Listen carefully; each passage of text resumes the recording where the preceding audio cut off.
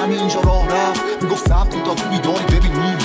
وقتی از خواب پریدی در مونده بودی، نگاه میکنی خبری نیست درون گوشی. دستو جیب کردی و دیدی نمونده پولی، گشتته میری سراغ تلی یه نون تودی. بعد میری سراغ فیلمایی که دیدی با عشقه، میزنی بیرون و میری کلیسا با گریه.